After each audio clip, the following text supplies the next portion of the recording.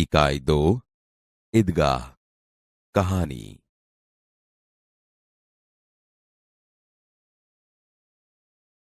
कहानी का श्रवण कीजिए। रमजान के पूरे 30 रोजों के बाद आज ईद आई है। कितना मनोहर, कितना सुहावना प्रभात है। आज का सूर्य देखो, कितना प्यारा, कितना शीतल है, मानो संसार को ईद की बधाई दे रहा है। गांव में कितनी हलचल है। ईदगाह जाने की तैयारियां हो रही है। किसी के कुर्ते में बटन नहीं है, पड़ोस के घर में सुई धागा लेने दौड़ा जा रहा है। किसी के जूते कड़े हो गए हैं, उनमें तेल डालने के लिए तेली के पास भागा जाता है। जल्दी जल्दी बैलों को सानी पानी दे दें। ईदगाह से लौटते लौटते दोपहर हो जाएगी। 3 कोस का पैदल रास्ता, फिर सैकड़ों आदमियों से मिलना भेंटना। दोपहर के पहले लौटना असंभव है। लड़के सबसे ज्यादा प्रसन्न है। किसी ने 1 रोजा रखा है, वह भी दोपहर तक, किसी ने वह भी नहीं। लेकिन ईदगाह जाने की खुशी उनके हिस्से की चीज है। रोजे बड़े बूढ़ों के लिए होंगे, इनके लिए तो ईद है।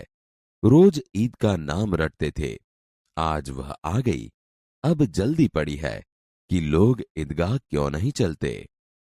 उनकी अपनी जेबों में तो कुबेर का धन भरा हुआ है। बार बार जेब में से अपना खजाना निकाल कर गिनते हैं और खुश होकर फिर रख देते हैं। महमूद गिनता है, 1, 2, 10, 12। उसके पास 12 पैसे हैं। मोहसिन के पास 1, 2, 8, 9, 15 पैसे हैं। इन्हीं अनगिनत पैसों से अनगिनत चीजें लाएंगे। खिलौना, मिठाइयां, गेंद और जाने क्या क्या।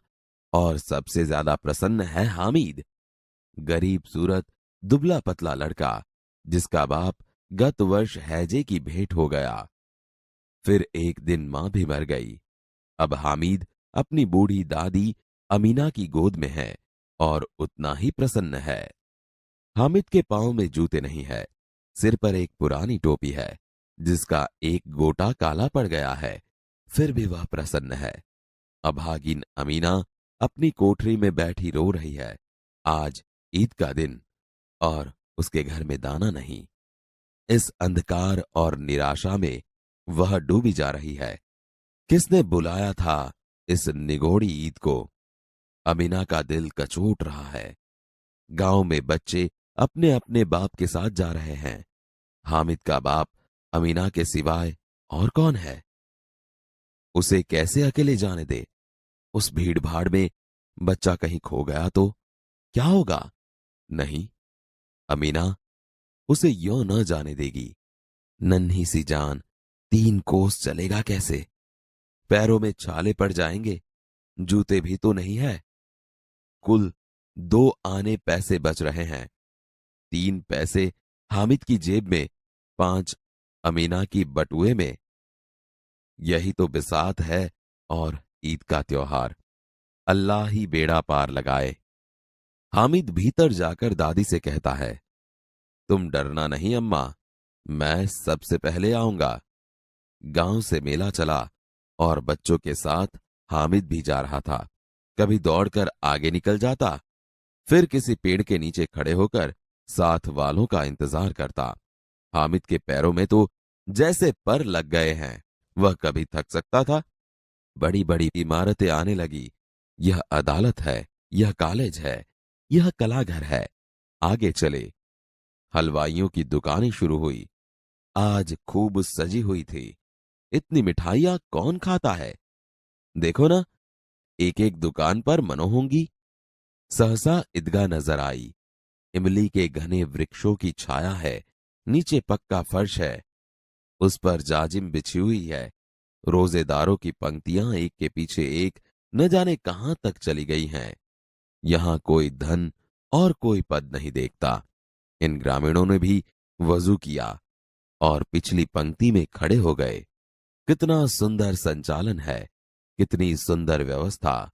हजारों सिर एक साथ सिजदे में झुक जाते हैं, फिर सब एक साथ खड़े हो जाते हैं, मानो भ्रातृत्व का एक सूत्र समस्त आत्माओं को एक कड़ी में पिरोए हुए हैं। नमाज खत्म हो गई, लोग आपस में गले मिल रहे हैं। अब मिठाइयां और खिलौनों की दुकानों पर धावा होता है। ग्रामीणों का यह दल इस विषय में बालकों से कम उत्साही नहीं है।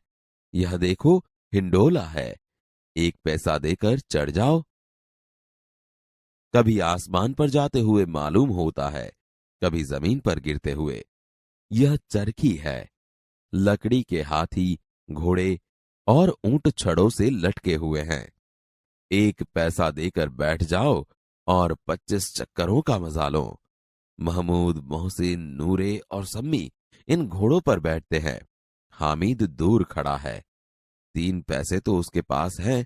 अपने कोष का 1/3 जरा सा चक्कर खाने के लिए नहीं दे सकता। सब चरखियों से उतरते हैं, खिलौने लेंगे।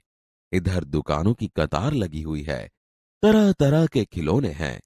सिपाही और गुजरिया, राजा और वकील, बिश्ती और धोबिन। वाह, लगता है अब बोलना ही चाहते हैं।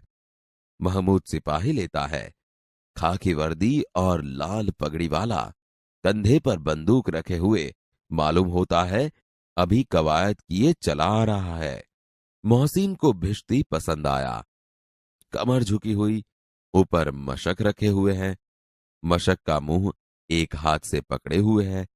कितना प्रसन्न है, शायद कोई गीत गा रहा है। बस मशक से पानी उड़ेलना ही चाहता है। नूरे को वकील से प्रेम है। काला चौगा, नीचे सफेद अचकन, अचकन के सामने की जेब में घड़ी, सुनहरी जंजीर, एक हाथ में कानून का पोथा लिए हुए। मालूम होता है अभी किसी अदालत से जिरह या बहस के लिए चले आ रहे हैं। ये सब 2-2 पैसों के खिलौने हैं। हामिद के पास कुल 3 पैसे हैं। इतने महंगे खिलौने कैसे ले? खिलौना कहीं हाथ से छूट पड़े तो चूर चूर हो जाए, जरा पानी पड़े तो सारा रंग धुल जाए। ऐसे खिलौने किस काम के? उन्हें लेकर वह क्या करेगा? खिलौनों के बाद मिठाइयां आती है। किसी ने रेवड़ियां ली है, किसी ने गुलाब जामुन, किसी ने सोहन हलवा। मजे से खा रहे हैं। हामिद बिरादरी से पृथक है। अभागे के पास 3 पैसे हैं, क्यों नहीं कुछ लेकर खाता? ललचाई आंखों से सबकी ओर देखता है। मिठाइयों के बाद कुछ दुकानें लोहे की चीजों की हैं, कुछ गिलट और कुछ नकली गहनों की। लड़कों के लिए यहां कोई आकर्षण नहीं है। वे सब आगे बढ़ जाते हैं। हामिद लोहे की दुकान पर रुक जाता है। कई चिमटे रखे हुए हैं। उसे ख्याल आया दादी के पास चिमटा नहीं है। तवे से रोटियां उतारती है तो हाथ जल जाते हैं। अगर वह चिमटा ले जाकर दादी को दे तो कितनी प्रसन्न होंगी। फिर उनकी उंगलियां कभी न जलेंगी। घर में एक काम की चीज हो जाएगी। खिलौने से क्या फायदा? व्यर्थ में पैसे खराब होते हैं। जरा देर ही तो खुशी होती है। फिर तो खिलौनों की ओर कोई आंख उठाकर नहीं देखता, या फिर घर पहुंचते पहुंचते टूट फूट कर बर्बाद हो जाएंगे। चिमटा कितने काम की चीज है।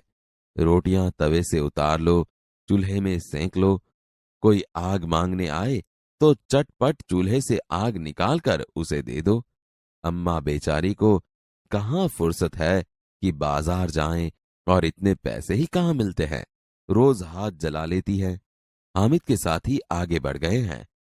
सबील पर सब शरबत पी रहे हैं। देखो, सब कितने लालची हैं।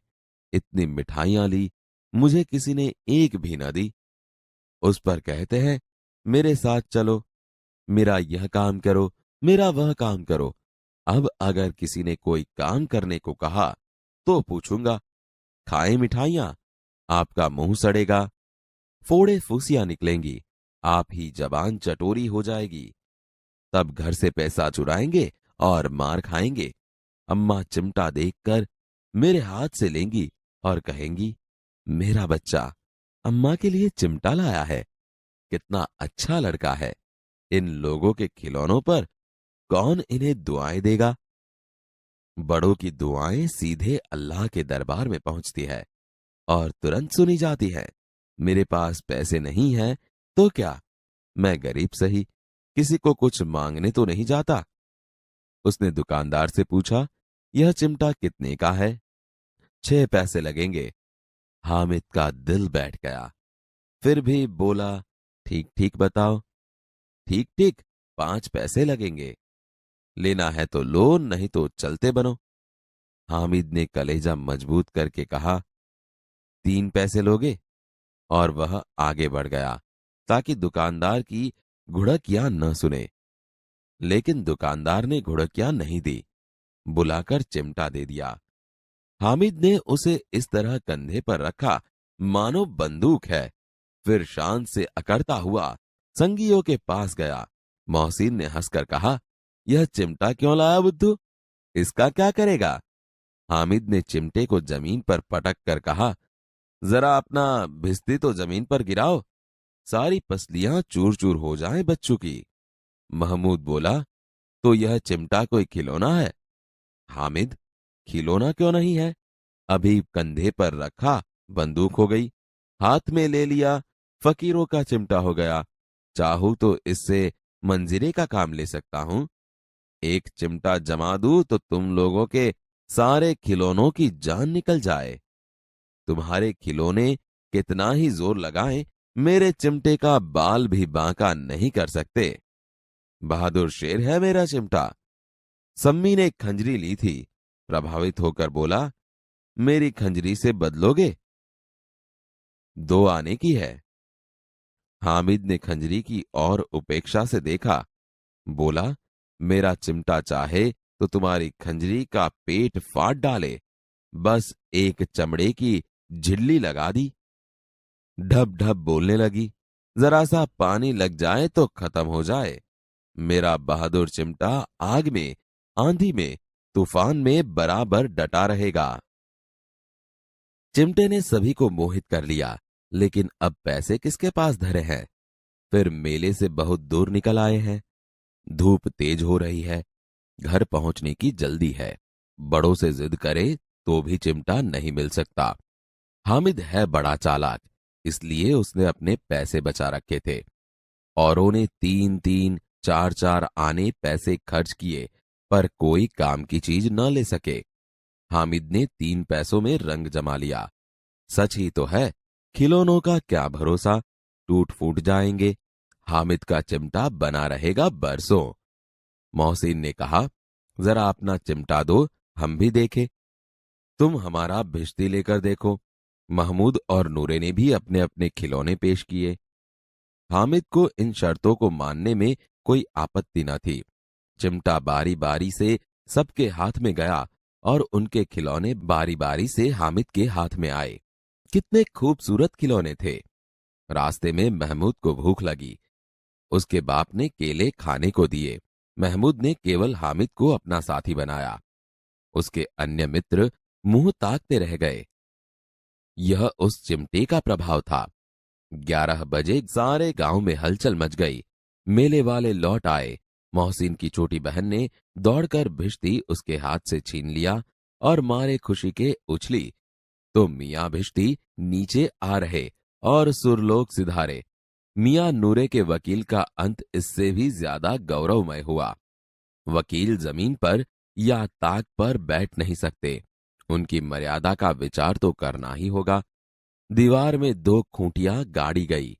उन पर लकड़ी का एक पटरा रखा गया। पटरे पर कागज का एक कालीन बिछाया गया।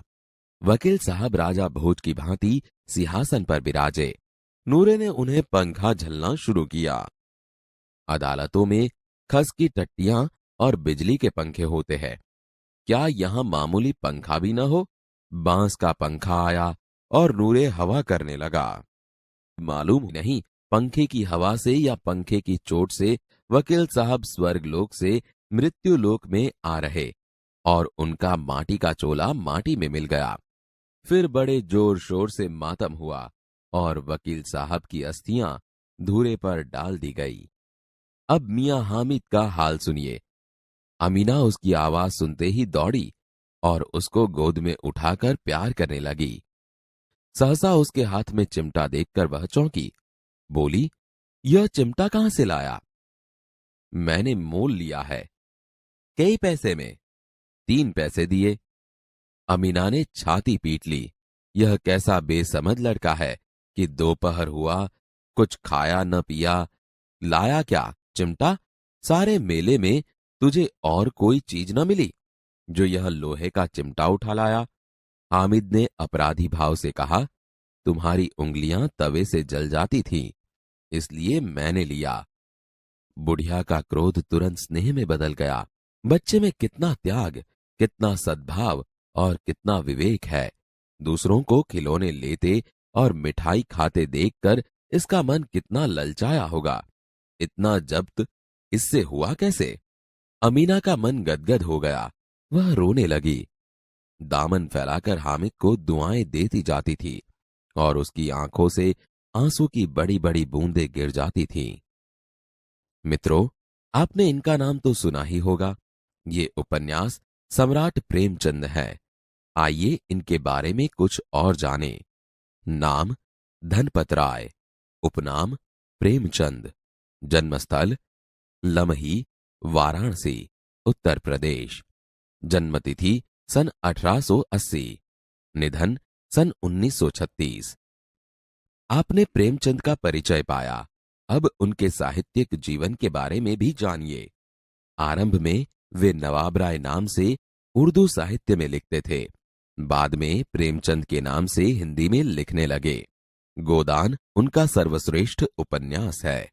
इसके अलावा गबन, मंगलसूत्र, रंगभूमि, कर्मभूमि उनके उपन्यास है। उन्होंने कई सारी कहानियां भी लिखी है जो मानसरोवर भाग 1 से 8 में संकलित है। साहित्य में प्रगतिवाद को जागृत करने के लिए उन्होंने जागरण तथा हंस नामक पत्रिकाओं का संपादन भी किया था। ईदगाह उनकी ऐसी ही एक अमर कहानी है। रमजान के पूरे 30 रोजों के बाद आज ईद आई है। कितना मनोहर, कितना सुहावना प्रभात है। आज का सूर्य देखो, कितना प्यारा, कितना शीतल है, मानो संसार को ईद की बधाई दे रहा है। गांव में कितनी हलचल है। ईदगाह जाने की तैयारियां हो रही है। किसी के कुर्ते में बटन नहीं है, पड़ोस के घर में सुई धागा लेने दौड़ा जा रहा है। किसी के जूते कड़े हो गए हैं, उनमें तेल डालने के लिए तेली के पास भागा जाता है। जल्दी जल्दी बैलों को सानी पानी दे दें। ईदगाह से लौटते लौटते दोपहर हो जाएगी। 3 कोस का पैदल रास्ता, फिर सैकड़ों आदमियों से मिलना भेंटना। दोपहर के पहले लौटना असंभव है। लड़के सबसे ज्यादा प्रसन्न है। किसी ने 1 रोजा रखा है, वह भी दोपहर तक, किसी ने वह भी नहीं। लेकिन ईदगाह जाने की खुशी उनके हिस्से की चीज है। रोजे बड़े बूढ़ों के लिए होंगे, इनके लिए तो ईद है। रोज ईद का नाम रटते थे, आज वह आ गई। अब जल्दी पड़ी है कि लोग ईदगाह क्यों नहीं चलते। उनकी अपनी जेबों में तो कुबेर का धन भरा हुआ है। बार बार जेब में से अपना खजाना निकाल कर गिनते हैं और खुश होकर फिर रख देते हैं। महमूद गिनता है, 1, 2, 10, 12। उसके पास 12 पैसे हैं।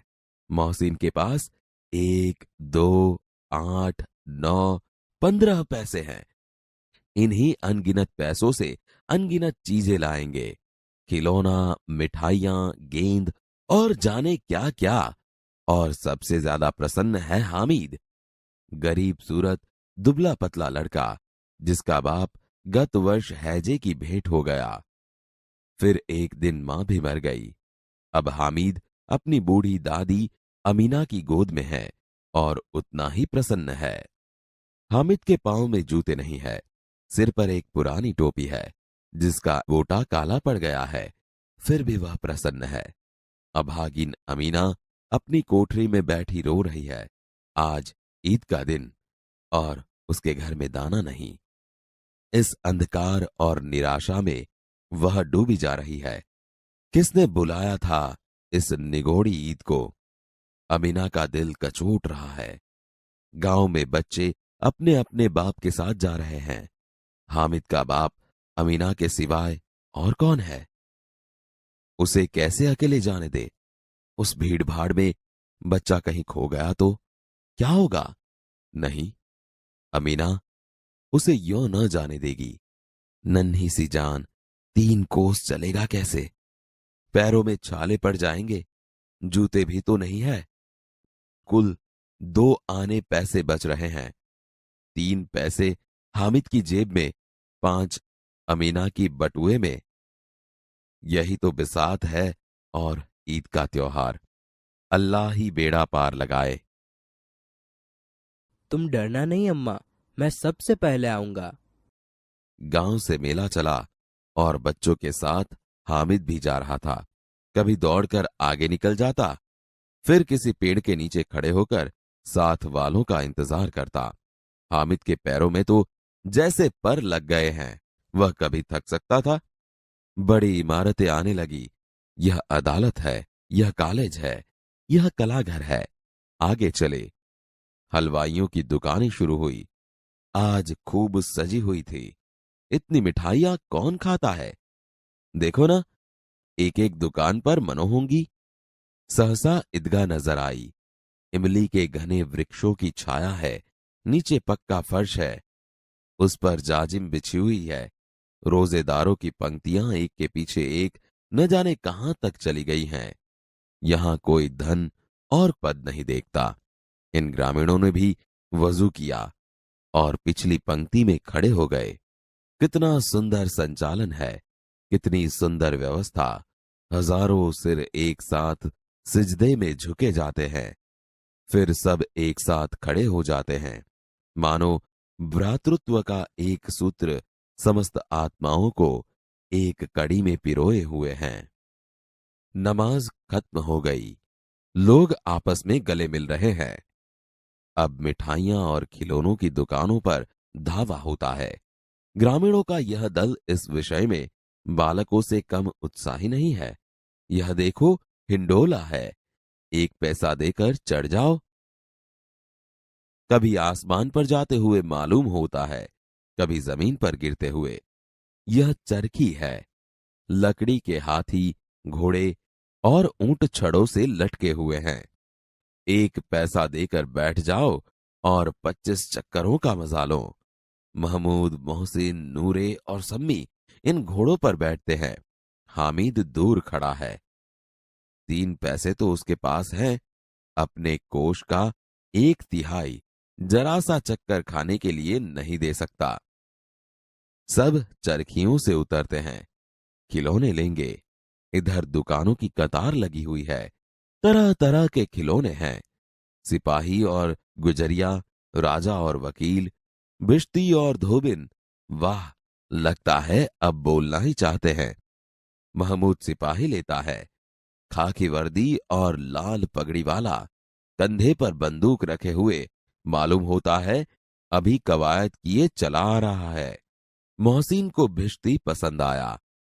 कमर झुकी हुई, ऊपर मशक रखे हुए हैं। मशक का मुंह एक हाथ से पकड़े हुए है। कितना प्रसन्न है, शायद कोई गीत गा रहा है। बस मशक से पानी उड़ेलना ही चाहता है। नूरे को वकील से प्रेम है। काला चौगा, नीचे सफेद अचकन, अचकन के सामने की जेब में घड़ी, सुनहरी जंजीर, एक हाथ में कानून का पोथा लिए हुए। मालूम होता है अभी किसी अदालत से जिरह या बहस के लिए चले आ रहे हैं। ये सब 2-2 पैसों के खिलौने हैं। हामिद के पास कुल 3 पैसे हैं। इतने महंगे खिलौने कैसे ले? खिलौना कहीं हाथ से छूट पड़े तो चूर चूर हो जाए, जरा पानी पड़े तो सारा रंग धुल जाए। ऐसे खिलौने किस काम के? उन्हें लेकर वह क्या करेगा? खिलौनों के बाद मिठाइयां आती है। किसी ने रेवड़ियां ली है, किसी ने गुलाब जामुन, किसी ने सोहन हलवा। मजे से खा रहे हैं। हामिद बिरादरी से पृथक है। अभागे के पास 3 पैसे हैं, क्यों नहीं कुछ लेकर खाता? ललचाई आंखों से सबकी ओर देखता है।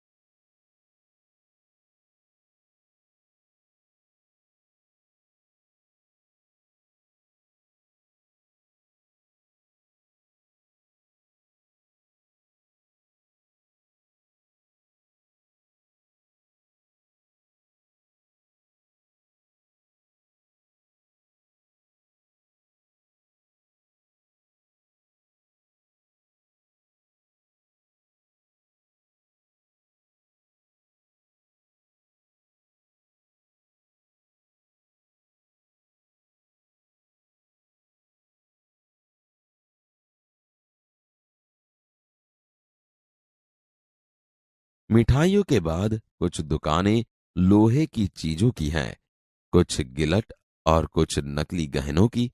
लड़कों के लिए यहां कोई आकर्षण नहीं है। वे सब आगे बढ़ जाते हैं। हामिद लोहे की दुकान पर रुक जाता है। कई चिमटे रखे हुए हैं। दादी के पास चिमटा नहीं है। तवे से रोटियां उतारती है तो हाथ जल जाते हैं। अगर वह चिमटा ले जाकर दादी को दे तो कितनी प्रसन्न होगी। फिर उनकी उंगलियां कभी न जलेगी। घर में एक काम की चीज हो जाएगी। खिलौने से क्या फायदा, व्यर्थ में पैसे खराब होते हैं। जरा देर ही तो खुशी होती है, फिर तो खिलौनों की और कोई आंख उठाकर नहीं देखता, या फिर घर पहुंचते पहुंचते टूट फूट कर बर्बाद हो जाएंगे।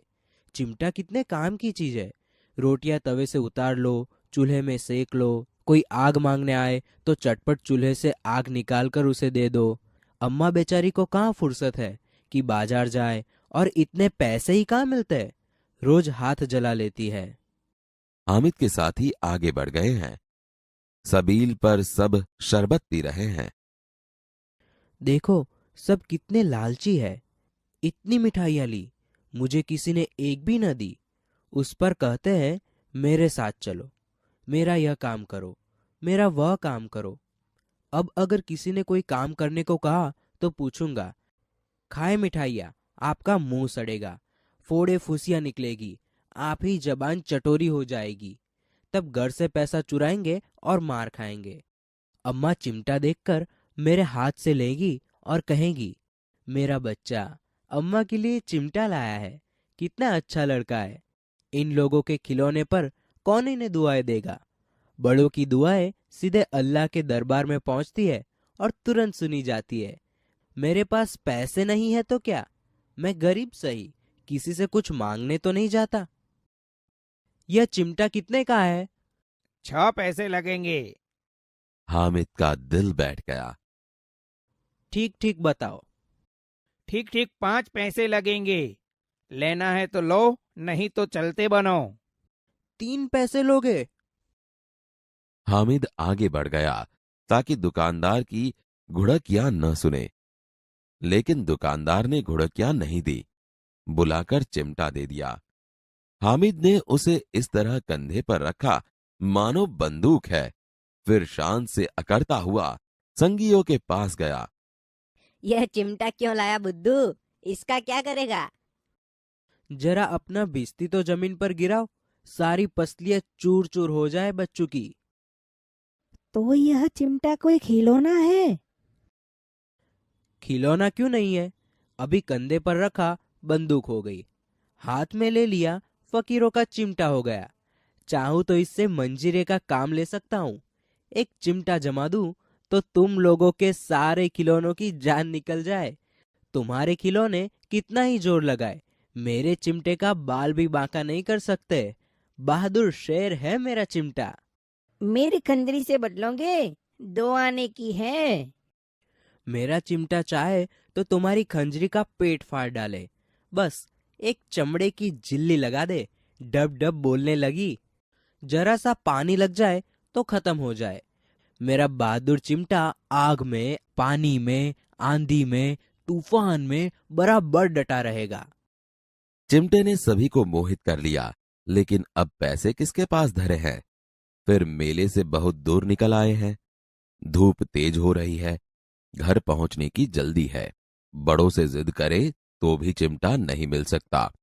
हामिद है बड़ा चालाक, इसलिए उसने अपने पैसे बचा रखे थे। औरों ने 3-3, 4-4 आने पैसे खर्च किए, पर कोई काम की चीज न ले सके।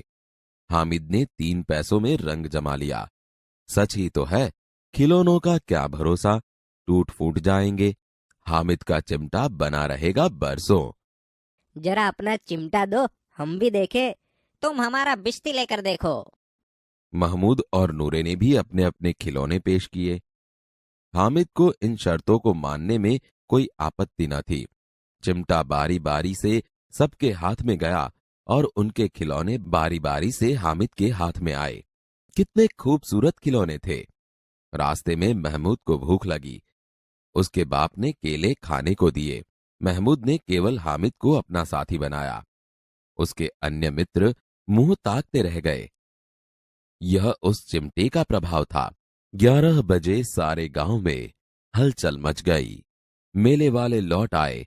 मोहसिन की छोटी बहन ने दौड़कर भिश्ती उसके हाथ से छीन लिया और मारे खुशी के उछली तो मियां भिश्ती नीचे आ रहे और सुरलोक सिधारे। मियां नूरे के वकील का अंत इससे भी ज्यादा गौरवमय हुआ। वकील जमीन पर या ताक पर बैठ नहीं सकते, उनकी मर्यादा का विचार तो करना ही होगा। दीवार में 2 खूंटियां गाड़ी गई, उन पर लकड़ी का एक पटरा रखा गया। पटरे पर कागज का एक कालीन बिछाया गया। वकील साहब राजा भोज की भांति सिंहासन पर विराजे। नूरे ने उन्हें पंखा झलना शुरू किया। अदालतों में खस की टट्टियां और बिजली के पंखे होते हैं, क्या यहां मामूली पंखा भी न हो? बांस का पंखा आया और नूरे हवा करने लगा। मालूम नहीं पंखे की हवा से या पंखे की चोट से वकील साहब स्वर्गलोक से मृत्युलोक में आ रहे और उनका माटी का चोला माटी में मिल गया। फिर बड़े जोर शोर से मातम हुआ और वकील साहब की अस्थियां धूरे पर डाल दी गई। अब मियां हामिद का हाल सुनिए। अमीना उसकी आवाज सुनते ही दौड़ी और उसको गोद में उठाकर प्यार करने लगी।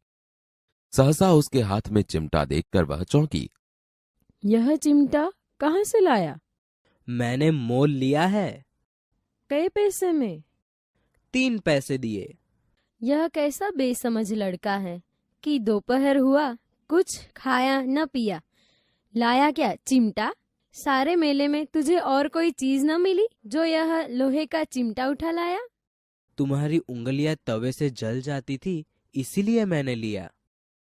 बुढ़िया का क्रोध तुरंत स्नेह में बदल गया।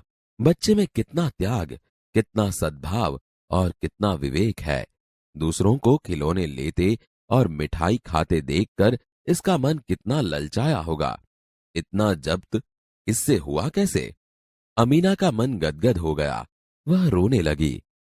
दामन फैलाकर हामिद को दुआएं देती जाती थी और उसकी आंखों से आंसू की बड़ी बड़ी बूंदें गिर जाती थीं।